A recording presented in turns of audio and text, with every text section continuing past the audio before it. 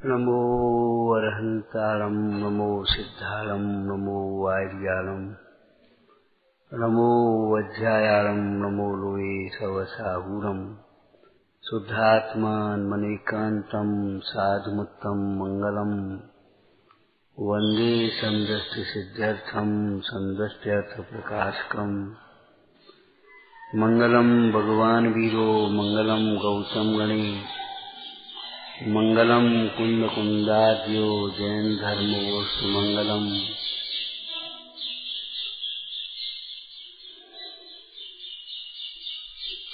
अभ्वर्गाय भव्यानां शुद्धे स्वात्मने पुनः वक्षे नियम सारस्य वृत्तिं तात्पर्य संगताम्। करुणा भाव पुण्य का कारण है, मुक्ति का मार्ग नहीं। दूसरों को देखकर दया करोगे, केवल स्वयं आकुलित हो सकते हो। उसका भला बुरा उसके परिणाम के अनुसार है।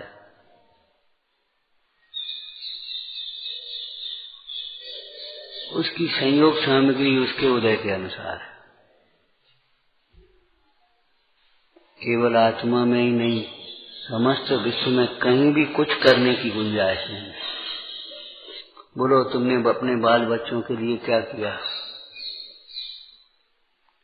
सारा जीवन बाल बच्चों के लिए ही तो लगे रहे। क्या कर पाए? आज तुम्हारे हाथ में क्या है? सोचो समझो। इसलिए मौन होने के अलावा, वितराग भाव के अलावा, राग से निवृत्त, राग छोड़ने के अलावा सुखी होने का कोई उपाय नहीं।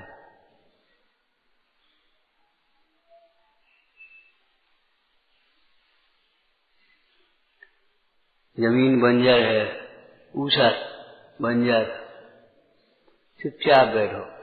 बीज डालोगे बेकार बीज हो जाएगा, मेहनत बेकार जाएगी, कोई मतलब नहीं।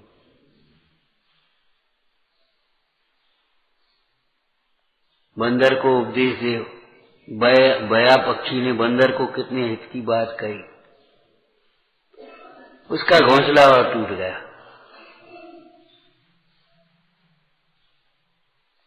ले और दे ले उपदेश।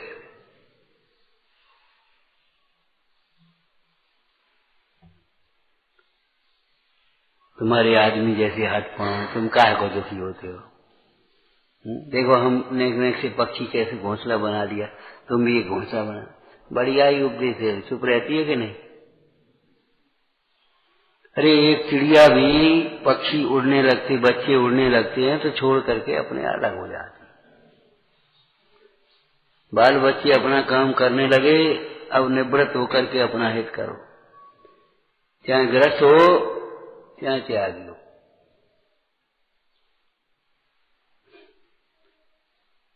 पंद्रह वर्ष के बच्चे को शीशी से दूध पिलाने की जरूरत नहीं है, ऐसी चट उतार करके नहलाने की जरूरत नहीं। वो नहाएगा थोड़ा अपने हिसाब से।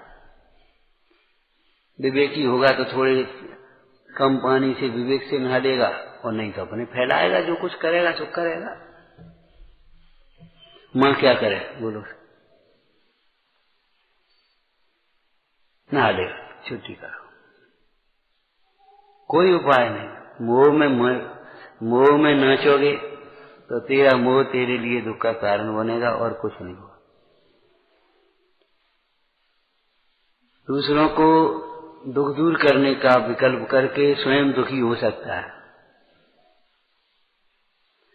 दूसरों को समझाने का विकल्प करके स्वयं दुखी हो सकता है।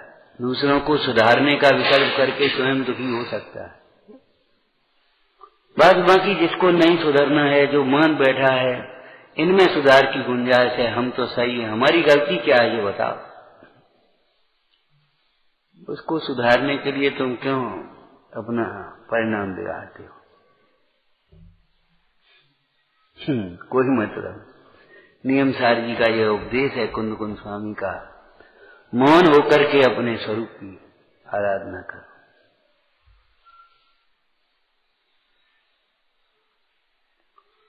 ये साधुओं के लिए है, कि जो साधुओं के लिए, ये वही सबके लिए है। साधुओं के लिए माने सुखी होने वाले जीवों के लिए। तुम्हें भी सुखी होना है तो वही मार्ग है, और कोई मार्ग नहीं। संस्कार शून्य बच्चों के लिए जैसे लौकिक में आप करोड़ों की माया छोड़ दो, दुरुपयोग करेंगे और कुछ नहीं करेंगे।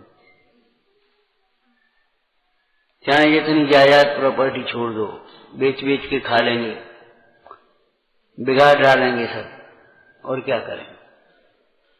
ऐसे ही सामाजिक क्षेत्र में चाहे कितने बड़े धर्मायतन छोड़ो, साफ भी नहीं रख पाएंगे, सदुपयोग नहीं कर पाएंगे, नहीं कर पाएंगे।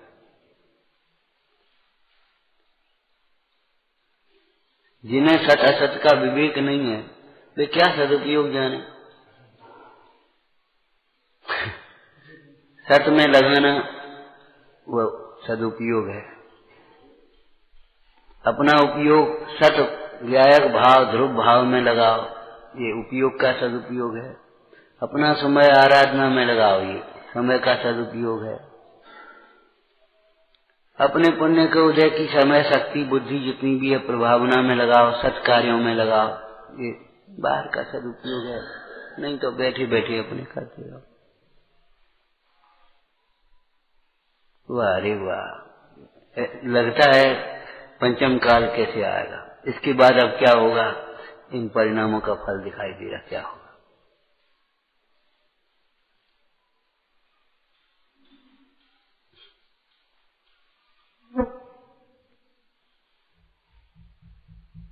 पांचवें स्वर्ग से ऊपर नहीं जाएंगे इस काल के लिए। क्यों? तो परिणाम ही नहीं चढ़ेंगे। दिखाई दे रहे ना, दिखाई दे रहे। वितराग भाव की बात तो बहुत दूर है, उन्हें का ठिकाना नहीं है। दुनिया का सर्टिफिकेट चाहिए। हजारों की भीड़ में ब्रह्मचर्य, क्या मतलब है? ब्रह्मचर्य से मतलब थोड़ा ही है, ब्रह्मचर्य के निर्दोष पालन से मतलब थोड़ा ही है, घोषणा से है। इससे सब लोग जानने लगे हम त्याग हो गए, तो हमारी मान प्रतिष्ठा, हमको मान सम्मान मिल गया, बस काम खत्म हो गया। अरे रे प्रभु, कहाँ जाएगा ये परिणति, कहाँ जाएगा? इन परिणामों को लेकर के कहाँ जाओगे, ये सोचना। किसी और के लिए नहीं, गा करके दूसरों को मत सुनाना, अकेले बैठ करके चिंतन करना। नर भव भी पाया तो जिन वर्ष नहीं पाएगा। मनुष्य भी बहुत हैं, ऐसे मनुष्य हैं जिनकी कोई अब क्या कहें। मनुष्य रूपेण मृगाचरण थी, 2 रोटियों के लिए परेशान है, शरीर काम नहीं दे रहा, शरीर में रोग भरे हैं, कोई से कुछ कहो तो वो डंडा मार रहा है। आपने देखा कभी ठेले वाले रिक्शे वाले जाओ, पुलिस वाले पीछे से डंडा ठोंके आगे बढ़ा, ये दुकान के सामने आगे बढ़ा। अरे रे, मनुष्य तो बेबी है। सोचो सोचो, लिख लिख के दूसरों को मत सुनाना, मन बहुत बुरा लगता है। सच पूछो, प्रवचन सुनने के लिए बिना रिकॉर्डिंग के और बिना कॉपी पेन के बैठना चाहिए। केवल अपने लिए, केवल अपने लिए। कि हम भूल जाते हैं, भूल जाओगे, भूले तो हो ही, भूल क्या जाते हो, लक्ष्य ही दूसरों का है। इनको बार बार दोहराएंगे, बहुत अच्छी बात है। हाथ उठा करके बताएं कितने लोग बार बार दोहराते, कितने लोग दोहरा पाते।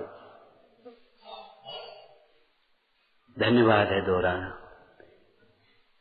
पुष्पदंत स्वामी ने ग्रंथ लिखाए थे, हैं, लिखना जरूरी है, सही बात है, लेकिन केवल अपने लिए, केवल अपने लिए। कल कहा था ना कि आत्मा में को सुना, तब आत्मा मिलेगी। इसको तमाम बातें इधर उधर की हैं, वो कुछ नहीं कर पाए।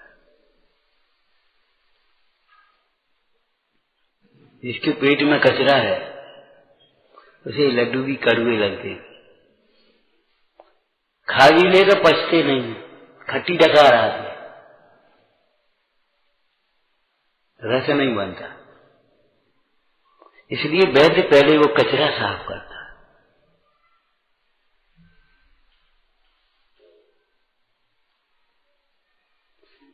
भीतर की गंदगी साफ करो। उस चित्रकार ने चित्र नहीं बनाया, केवल घिठाई की, पूरा चित्र झलक गया। ठीक है, वो दृष्टांत है, लेकिन दृष्टांत को समझने के लिए, दृष्टांत को समझने के लिए है।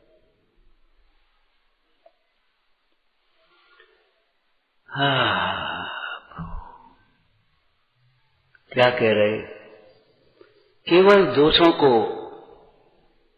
ऊपर ऊपर से बहुत दोष हैं, बहुत दोष हैं, ये तो मायाचारी आलोचना होती ही नहीं है। एक दोष को भी ईमानदारी से कह नहीं सकते। आप खड़े होकर के कह के बता दो तो हम इनाम देंगे तुमको। अपने एक दोष को भी बड़ी ईमानदारी से और शास्त्रोक्त विधि से कह के बता दो, कह नहीं पाओगे। इतना घुमाओगे फिराओगे और लिखोगे, हम भूमिका बनाओगे घुम कर करके, क्या वो पता ही नहीं पड़ेगा कहाँ है, कह नहीं पाओगे।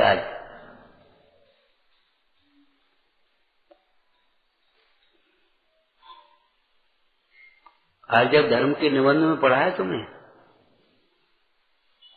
मन में पाप इतने हैं कि अगर वचन में आ जाए तो आफत हो जाए, और काया में आ जाए तो फिर पूछना क्या, प्रलय हो जाए कौन।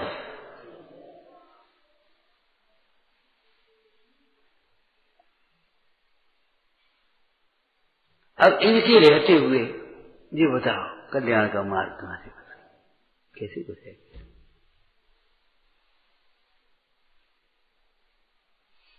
नाली चौक हो जाती है, पानी निकलना मुश्किल हो जाता है। उस चौक को खोलो पहले। चौक हो रहा है दिमाग, बिल्कुल चौक, हार्ट चौक हो जाते हैं आजकल। भोजन के ऊपर ऐसे विपरीत विचारों से तनाव हो जाता नसें हैं, लेकिन इतनी कुंठित हो गई है कि बस कुछ कह नहीं पाओगे। गाथा हम आगे पढ़ रहे हैं तो क्या पढ़ रहे हैं विचार का, आखिर ये आलोचना में क्या स्वरूप लिखा है, कभी सोचो तो, चिंतन तो। ऊपर ऊपर से कहने थे हमने प्रायश्चित दे दो, हमको प्रायश्चित दे दो, हम बस वो आलोचना प्रायश्चित करना है और वो माला गैली और अपनी कल्पना, इसका ना ऐसे प्रायश्चित नहीं होते। व्रत तो ले पहले तब प्रायश्चित मांगना, पहले नियम तो ले तब प्रायश्चित मांगना, नियम तो लिया नहीं है।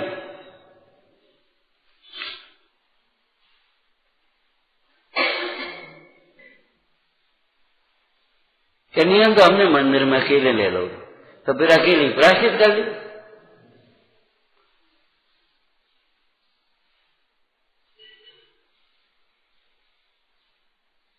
ईमानदारी से अपने दोषों का ज्ञान होना, दोष का स्वीकार होना, ये समझो आसन्न भव्यता समझ लेना। हम तो एक बात कहते हैं, जिसको ये कागज ही नहीं दिखाई दे उसको ये अक्षर कैसे दिखाई देंगे? कि ये पोस्टर ही हमें, ये पोस्टर लगो है, पोस्टर नहीं दिखाई दे रहा, ये दिखाई दे रहा है आत्मन कहूं मैं मां कहाँ तक आत्म भाव की। अब झूठी बोल रहे, अपनी याद है सो गा रहे तुम। जिसको तुम्हें स्थूल परिणति के दोष नहीं दिखाई देंगे और निर्दोष मार्ग कैसे दिखेगा और निर्दोष स्वरूप कहां से दिखेगा, वो तो परम बहुत सूक्ष्म है। कोई कहता है हमको आत्मा तो समझ में आता है और दोष समझ में नहीं आते, सही समझ में आता है, गलत समझ में नहीं आता, एकदम 100% झूठ। इससे बड़ा झूठ कोई नहीं।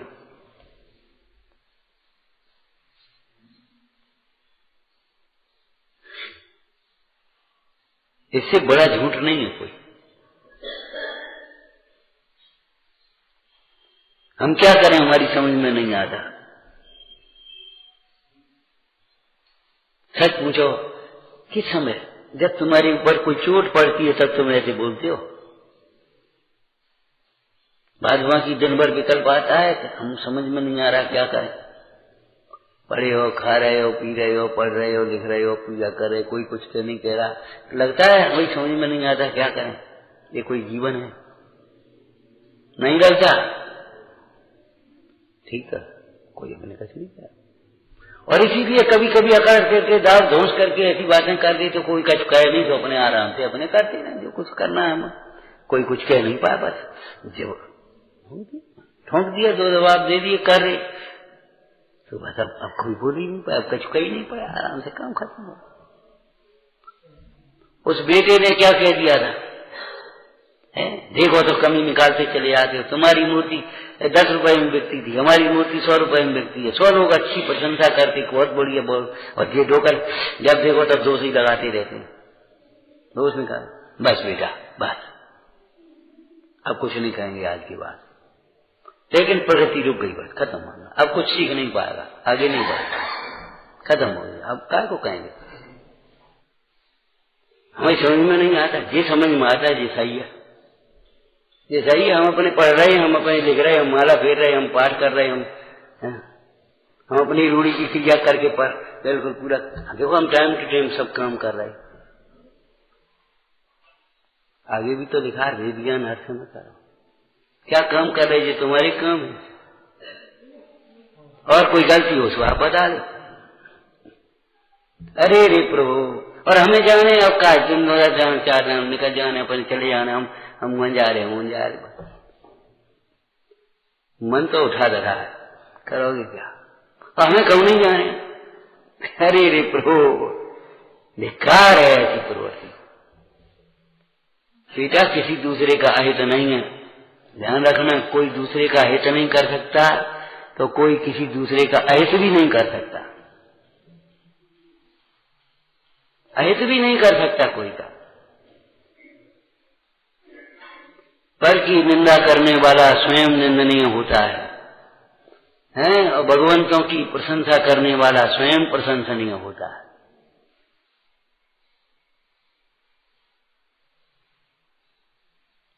सेवा करने वाला स्वयं सेवनीय होता है, पूजा करने वाला स्वयं पूजनीय होता है, वंदना करने वाला स्वयं वंदनीय होता है, ध्यान करने वाला स्वयं ध्येय होता है।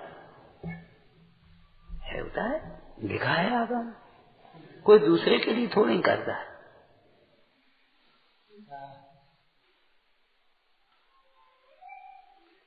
अरे प्रभु, ये क्यों लिखा है भाई? ज्ञान तो ज्ञायक के आश्रय बिना होता ही नहीं है, किसी का नहीं होता।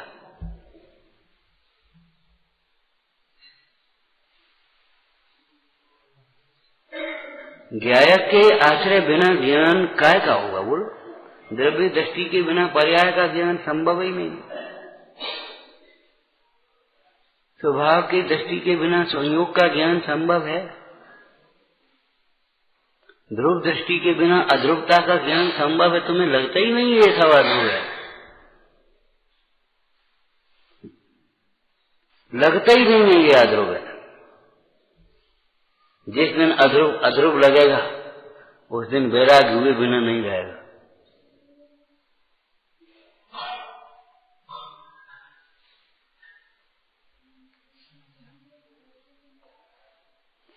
ज्ञान वैराग्य का सुमेल है, ज्ञान के बिना वैराग्य नहीं होता। नास्ति है, अस्ति बोलो। जहाँ ज्ञान होता है वहाँ वैराग्य होता है। सम्यक दृष्टि भवत नियतम ज्ञान वैराग्य शक्ति, होता ही है। अब अंतर इतना है कि बालक माँ के गर्भ में आया तो महीने 2 महीने 4-3 महीने पता भी नहीं पड़ता बालक है बाहर से, बाहर वालों को, लेकिन माँ को तो भीतर एहसास हो गया। लेकिन बाहर से महीने 2 महीने उसको पता ही नहीं पड़ता कि बालक है।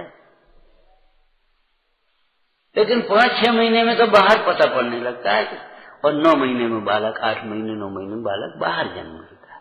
तब सारा जगत कहता है जन्म हुआ है। लेकिन जन्म हुआ है कब? जब गर्भ में आया तभी तो जन्म हुआ है। बोलो, कहीं से आकर के माँ के गर्भ में आया तो जन्म हुआ ना, लेकिन उस जन्म को जगत जन्म नहीं कह पाता। ऐसे ही जो ज्ञानी के अंदर में वैराग्य हुआ उसको वैराग्य नहीं कहा जाता। जब वो वैराग्य अपने वाणी में आने लगता है, क्रियाओं में आने लगता है, तब वो जगत वैराग्य होता है। तब जगत जानता है ये वैराग्य है।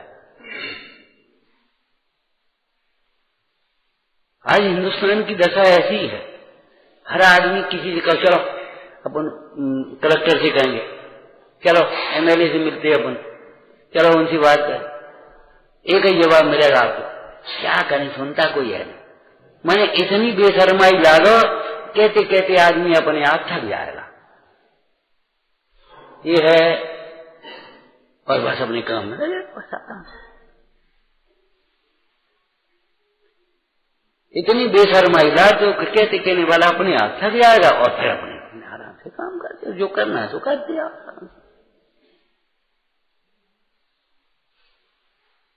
भैया कोई सुनते नहीं, क्या फायदा, हिम्मत ही टूट जाएगी कहने। लेकिन इसमें अहित किसका होगा? फिर चुनाव के समय बड़बड़ाते, फिर लाखों खर्च करेंगे। ऐसे ही मृत्यु के समय में प्रतिकूलताओं में पाप का उदय आने पर बड़बड़ाओगे। अब कोई नहीं पूछता, अब ठिकाना नहीं है, अब कहाँ जाना है, अब आंसू टपके, अब क्या करें, और वो समाज ऐसी है, और फलाने हैं, और साधर्मियों में बात चल नहीं है, फिर ऐसे बड़बड़ाओ, फिर ऐसे करोगे।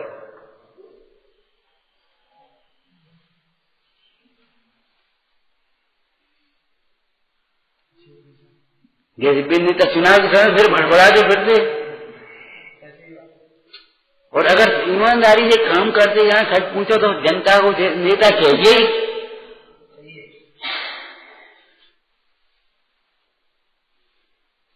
ईमानदारी से काम करते जाए आराम से। हमने ऐसे भी नेता, अब पता नहीं क्या बहुत दिन हो गए, हमने ऐसे भी नेता सुने पड़े देखे तो कहा है भाई नेता की आदत ही नहीं,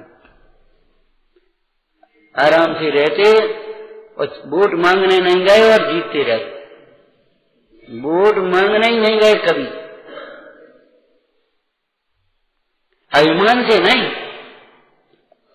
और कोई काम के लगाओ, आओ भैया बोलो क्या करना, अंगूठी लगा तैयार बैठे।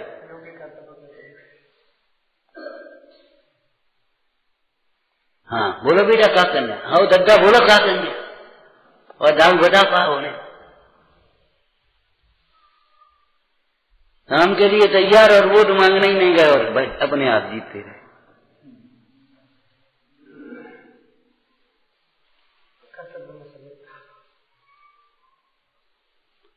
क्या लिखा है, बंद समय तू चेत रे प्राणी, उदय समय क्या चिन्ह। उदय का रोना बंद करो, ये बंद का समय है, प्रति समय बंद हो रहा है, इस बंद से सावधान रहो। दोषों की चर्चा में बताया था ना, हमें वात्सल्य न मिले तो हमारा उदय है, और हम किसी को वात्सल्य न दे पाए ये हमारा दोष है। हमारी कोई विनय न करे ये हमारा उदय है, और हम किसी की विनय न करें ये हमारा दोष है। ये चर्चाएं हम अभी नहीं कर रहे, हम इस गाथा की चर्चा कर रहे हैं कि देखो ये क्यों लिखा, आत्मा को ध्याता है उसको आलोचना होती है। आलोचना माने दोष रहितपना, निर्दोष परिणति होती है। जितने भी दोष होते हैं वे नो कर्म के लक्ष्य से होते हैं। देखो इस नो कर्म, कर्म और नो कर्म को अपना मानना मिथ्यात्व नाम का दोष है कि नहीं। संसार की 19वीं गाथा भी देख लो, कब तक अज्ञानी रहता है कि तुम 50 साल से पढ़ो क्या 5 से पढ़ो, तब तक अज्ञानी है। कर्म और नो कर्म को जब तक अपना मानता है तब तक अज्ञान रूपी दोष रहता है, मिथ्यात्व रहता है।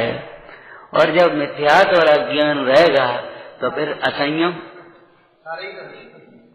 बता कौन सा दोष बोलो।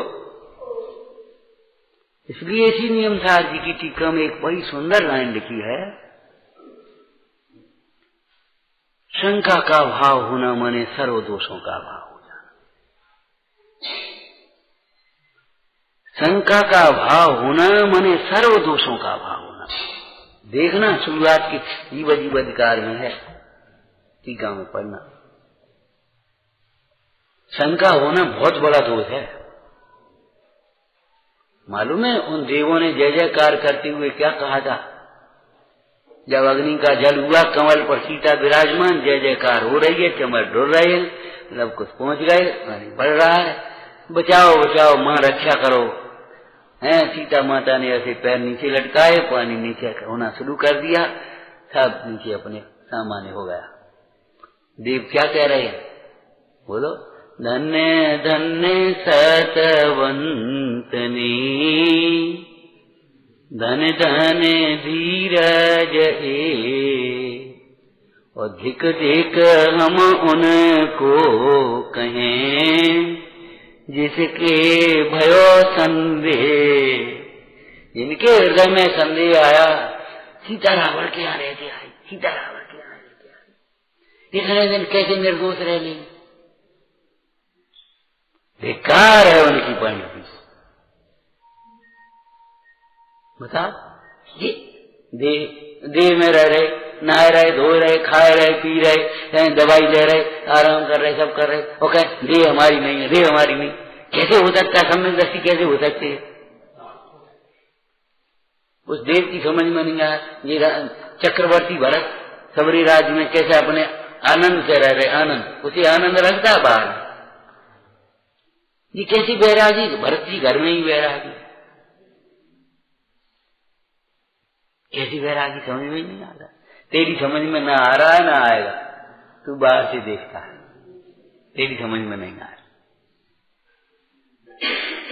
बता, ये मैले कपड़ा पहने सीता बैठी, मुंह सूख रहे हो, प्यास है, भूख से चेहरा कुमला रहो, ये कैसी शीलवती होगी? अरे रे प्रभु, तो ये समझ में नहीं आया। उस हनुमान से पूछो, ऐसे पेड़ पर बैठ गए, ऐसे देखने लगे, वाह धन्य है। रावण भी देख रहा था और हनुमान भी देख रहे थे, कितना अंतर। धन्य है माता, तेरा रूप देखो, धन्य है। मेरा सारा जीवन इसके उद्धार में लग जाए तो सफल होता है। चुपचाप मुद्रिका गिरा दी। जैसे ही मुद्रिका में नाम वो ऊपर पढ़ो, सीता का चेहरा खिल गया। जैसे भव्य जीव आत्मा के स्वरूप को सुनकर के, आत्मा शब्द सुनते प्रसन्न हो जाता है। श्री गुरुओं ने आत्मा कहा और भव्य जीव प्रसन्न हो गया। कौन बुला रहा मुझे यहाँ? कौन परमेश्वर, कौन गुरु, कौन मेरे हितैषी? आत्मा कह करके पुकार रहे। कोई मार्गनंदी मुनि है और बेबड़ा में अपने गृहस्थी में पड़े, भैया कौन बुला रहा मुझे? कोई भैया, गांव की भाषा है। कहां से आए? महाराज, आचार्य महाराज याद कर रहे थे, आज शंका आ गई तो कि मार्गनंदी मुनि। ओहो, मुझे आचार्य महाराज आज भी मार्गनंदी मुनि कह करके आगे कारत उठाए हुए पीछे कमंडा को छपरा पे धरे थे और चल रहे, मैं काल से पूछने न बताना, चल रहे उठाए। आत्मा कहते ही कौन ऐसा होगा जो जागृत न हो जाए? कौन होगा? कोई होगा अभव्य जीव या दूर भव्य जीव? अभव्य होगा या दूर भव्य होगा जो आत्मा सुनकर के प्रसन्न ना हो?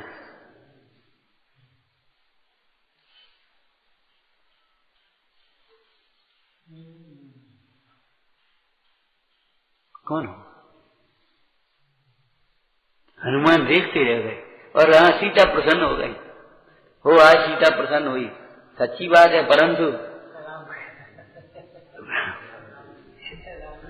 अरे भूख के मारे गर्मी चढ़ गई तो वैसे ही बकन लगी।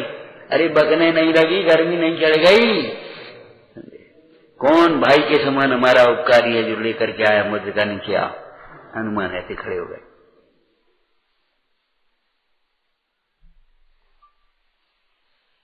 जो तत्वज्ञानी होकर प्रथमान योग का अभ्यास करता है, प्रथमान योग वैसे ही पढ़ लेने की चीज नहीं है, किस्सा कहानी नहीं है। किस्सा कहानी कहकर के अनादर भी मत करना।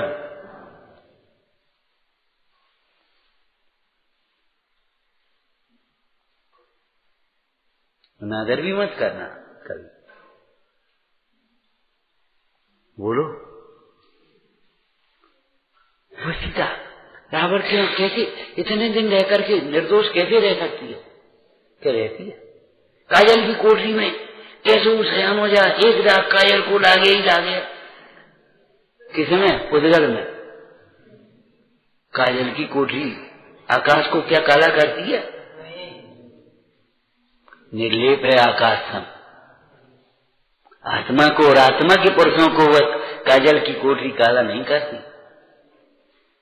छखंड का वैभव रागी नहीं करता। स्वर्ग का इंद्रादिक पदों का वैभव रागी नहीं करता। चक्री इंद्रादिक के पद भी नहीं आकर्षित कर सकते। अखिल विश्व के रम्य भोग भी मोह नहीं उपजा सकते। अशक्य असंभव। क्यों? मैंने उस तत्व को जाना है। जब नेहरू जी इंग्लैंड गए प्रधानमंत्री बनने के बाद, तो लोग फिर वो बात अलग थी। मिले एक जने बोले आप तो हमसे अब मैं बहुत घृणा करते होगे। बोले हमने ऐसे नेता के नीचे काम किया है जिसने घृणा और द्वेष नहीं सिखाया है। उस समय ना हम तुमसे डरते थे ना आज घृणा करते। हमने ऐसे नेता के नीचे काम किया है।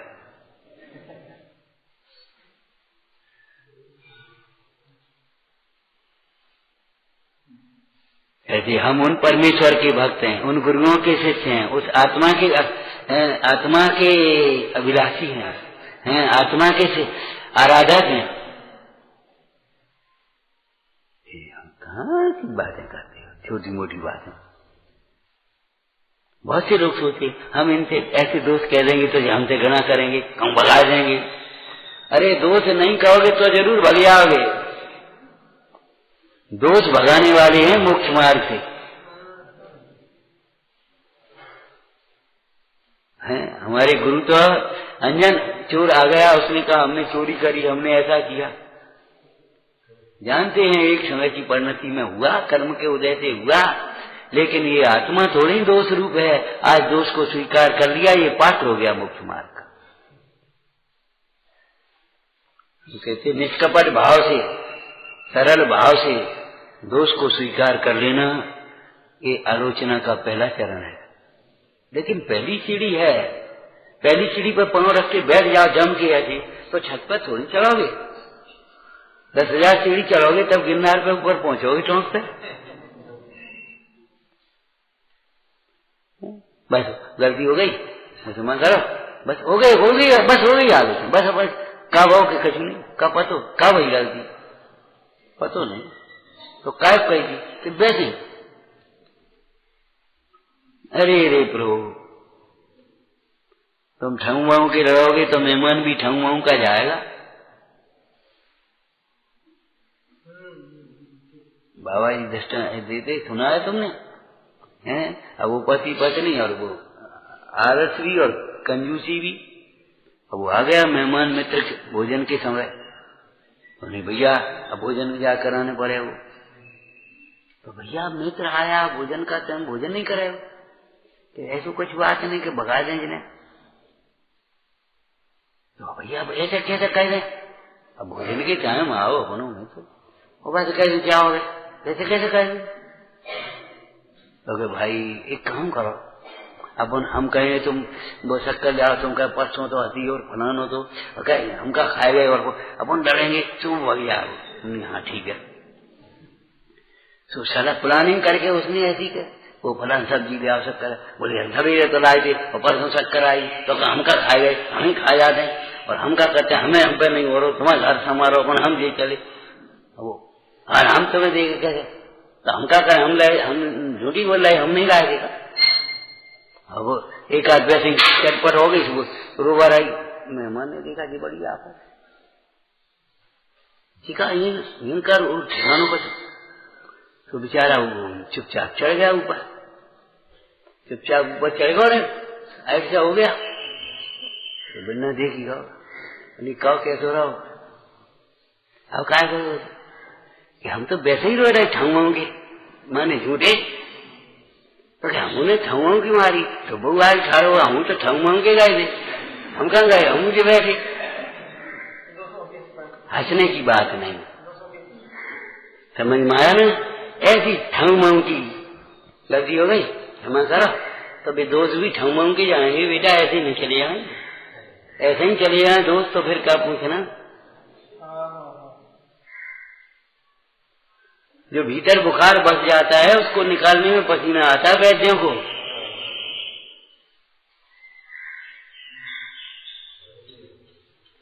ऐसे ही नहीं निकल जाता वो भीतर का बुखार।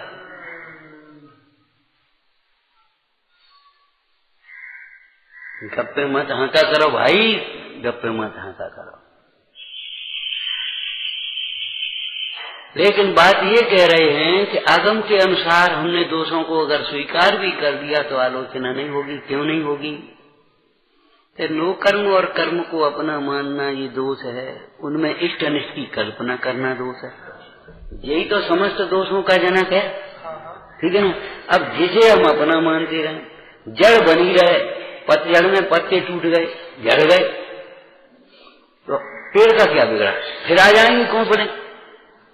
और एक आध ट्रेनिंग टूट गई तो कुछ फर्क नहीं पड़ रहा आंधी में, फिर आ जाएंगे। लेकिन अगर जड़ खोखली हो गई अब नहीं होगा।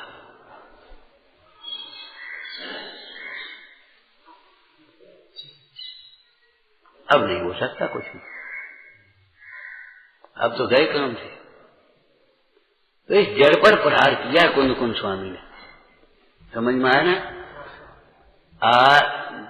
नो कर्म कर्म और विभाव गुण पर्यायों से रहित जो आत्मा को ध्याता है, ध्याता कहा तो आचरण का विषय कहा तो दर्शन और ज्ञान गर्भित हो गए हैं, समझ में आया ना।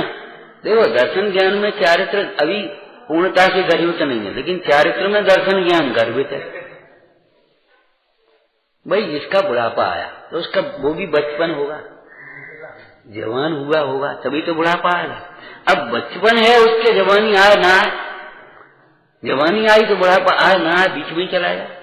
लेकिन बुढ़ापा आया है तो बेटा काल दिन हम तुम जैसे थे, तुम जितने पढ़ा रहे थे हम भूल गए जैसे तुम बोल रहे हो और जैसे तुम बातें करते हो ना।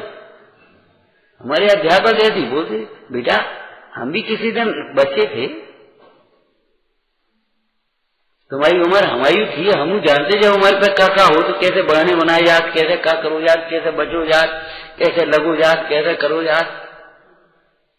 हम उस उम्र से गुजर करके आए ना।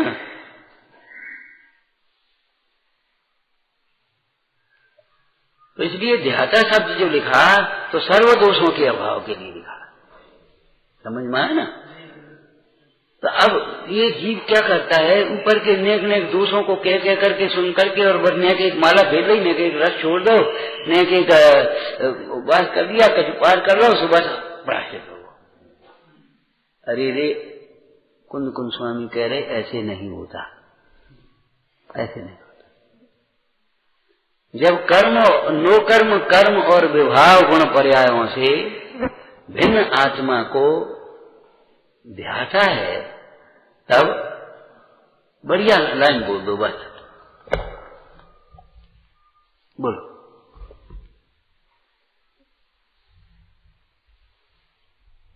अरे दोष उत्पन्न ही नहीं होते, दोष उत्पन्न ही नहीं होते।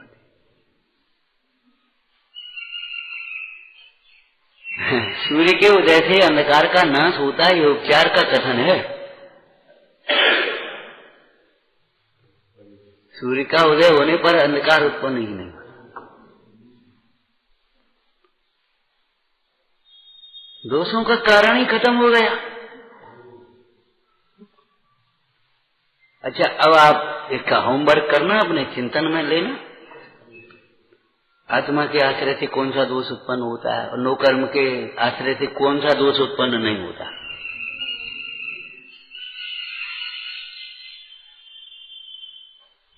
इस शरीर को हम देखें, अब वैसे तो दिख नहीं रहा, दर्पण में देखो, वाह बहुत सुंदर है, तो अभिमान उत्पन्न हो गया।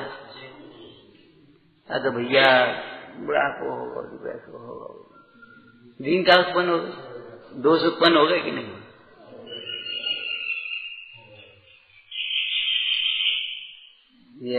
ये कलम बढ़िया है, ये कलम अच्छी है, ये खराब है, ये कापी अच्छी, ये खराब है, ये वाला अच्छी, ये खराब है।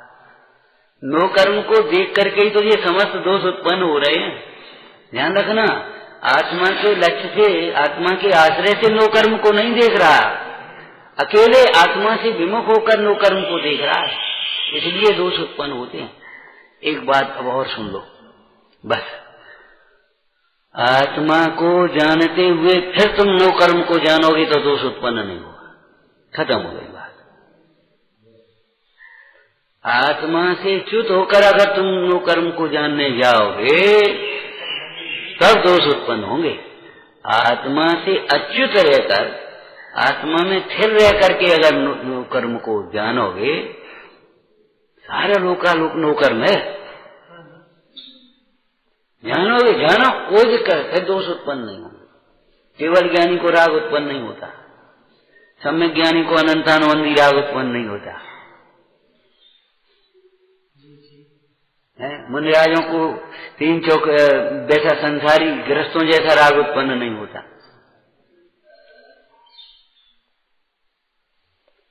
और राग उत्पन्न नहीं होता तो फिर द्वेष उत्पन्न नहीं होता।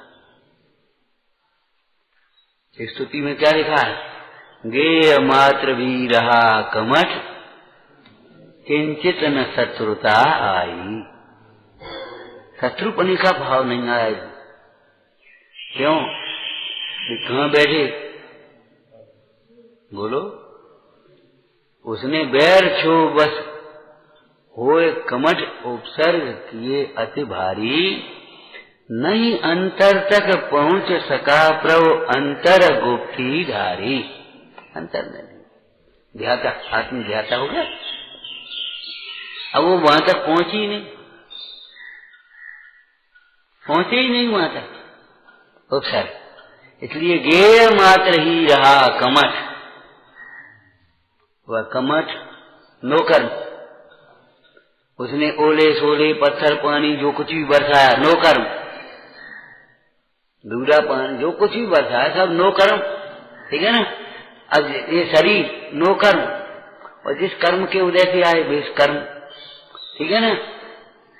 अब वे सब कहाँ, गेय मात्र ही रहा कमठ, तो अकेला कमठ नहीं, कमठ आज, कमठ आज, कमठ, कमठ के द्वारा किया गया उपसर्ग, जिस पर उपसर्ग हुआ वह शरीर, जिसके उदय से हुआ वह कर्म, गेय मात्र ही रहा। क्यों? किसके लिए? अंतर्गुप्तीधारी, अंतर्गुप्तीधारी। इसलिए कुंद कुंद स्वामी ने कहा हम ये अनुभूत मार्ग को कह रहे हैं, आत्मा को ध्याते हुए कोई भी दोष उत्पन्न नहीं होता, हम अनुभूत मार्ग कह रहे हैं। महाराज आपको ठंड के कारण कोई कष्ट नहीं होता क्या? नहीं, 4 दिन सूरज निकले, सूरज पे ही लोगों को गुस्सा आ जाती है। जब सूरज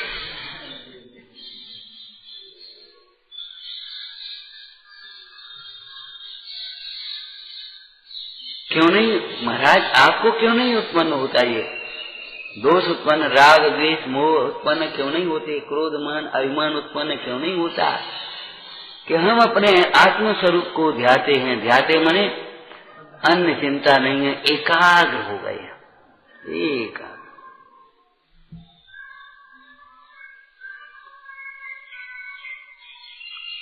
सीता को राम के नाम सीता को रावण किंचित मात्र भी आकर्षित नहीं कर सका।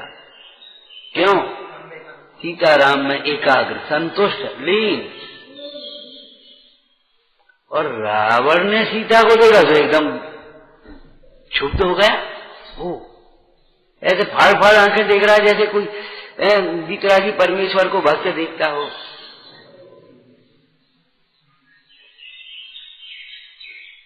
जैसे वितरागी परमेश्वर को कोई भक्त निहारता है, गुरु को शिष्य निहारता है, ऐसे वो सीता को देख रहा है। अरे क्या देख मिला पागल। उसकी ये दशा क्यों हो गई? स्वयं संतुष्ट आत्मा से च्युत होकर के वो देख रहा है। कर्म नो कर्म दोष उत्पन्न नहीं करते। कर्म नो कर्म से भिन्न, इसी भाषा में बोलना बेटे, निष्कर्म। कर्म नो कर्म से भिन्न कैसा? निष्कर्मण आत्मन चैतन्य आत्मन निष्कर्मण नित्यमात्मना वर्ते। निष्कर्म कहा उस कर्म के सामने, काम के सामने निष्काम कहा, मैल के सामने पवित्र कहा, और भगवान आत्मा तो अति पवित्र, सदा आनंदमय, उस दुख के सामने आनंदमय कहा। ऐसे तो कर्म नो कर्म के लक्ष्य से दोष उत्पन्न होते हैं। अब हमने कर्म नो कर्म को तो भिन्न जाना। अरे नहीं, कर्म नो कर्म से भिन्न अपने को जाना तो ऐसा आनंद उत्पन्न हुआ तो उत्पन्न होगा। राम सीता के लिए रो रहे थे और फिर राम ऐसे बैठे थे और वह सीता का रूप बना करके सीता का जीव प्रतिबिंब वहां आकर के खड़ा था। स्वामी, हमने बात समय नहीं मानी, हम आपकी अब गलती हो गई, अब क्षमा करो, अब हमारी ओर देखो, हम हर तरह से हम आपकी सेवा के लिए तैयार हैं। अब को देगा, को देगा?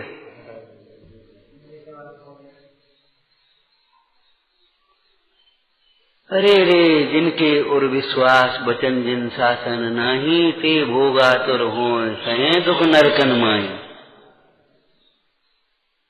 जिन शासन का विश्वास नहीं, शुद्धात्मा में आनंद का विश्वास नहीं, वे ही भटकते हैं, बात उनके ही दोष उत्पन्न होते हैं। इसलिए कर्म नो कर्म से भिन्न आत्मा को जो ध्याता है उसके समस्त दोषों का अभाव होता है, आलोचना होती है। आलोचना न कह करके यहाँ क्या कहा? हालांकि गाथा में तो आलोचना ही शब्द है, परम आलोचना। हम इन शब्दों को एक भी कह देते हैं। घी माने शुद्ध घी, घी माने शुद्ध घी का नाम है घी है। घी ले आओ और तुम मिलावट वाला ले आओ, तो ये पुराने लोग कहेंगे ना इनको तो पतो ही नहीं है क्या हो तो घी। क्या भैया जितने तो घी ले आए, कहां से ले आए? कहा घी है? क्या है? क्या दो? घी माने ही शुद्ध घी है।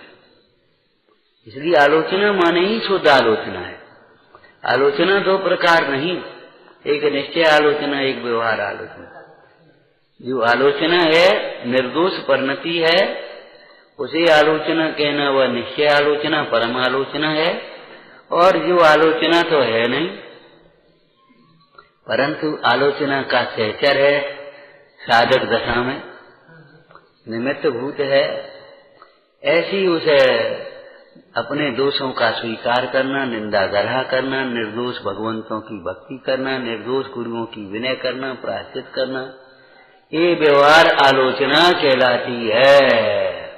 आलोचना तो नहीं है, आलोचना यह व्यवहार आलोचना भी हमें परमार्थ तक ले जाने के लिए है। आपकी दो शब्द सुने, एक मेन रोड हाईवे और एक लिंक रोड बोल देते हैं। भाई गांव में सड़क, वो मेन सड़क से जोड़ दो, सुबह जुड़ गई, काम खत्म हो गया। ऐसे ये व्यवहार आलोचना ने हमें वहां जोड़ दिया। ये लिंक रोड है।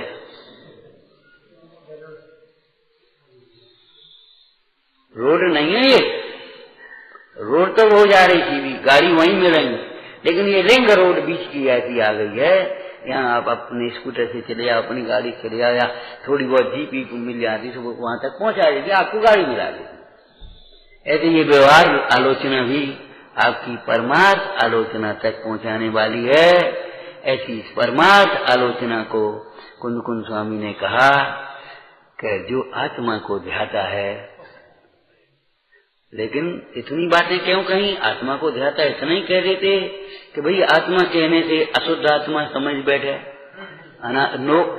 दुर्बुद्धि हुई और बहुविध आत्मा सबको कहे, पर को कहे, तो उसको भिन्न कहा कि ये नो कर्म नहीं है उस आत्मा को, जिसमें नो कर्म नहीं, कर्म नहीं, विभाव गुण पर्याय नहीं, माने क्षयोपशमिक भाव मत सुत ज्ञान आदि भी जिसके स्वभाव में नहीं है, रागादिक भाव की बात तो बहुत दूर है, जो नर नारकादिक पर्याय रूप नहीं है, ऐसा निष्कर्म चैतन्य भगवान आत्मा, उसमें जो एकाग्र होता है, लीन होता है, उसके सर्व दोषों का अभाव होता है, और यही हमें इष्ट है विचारना।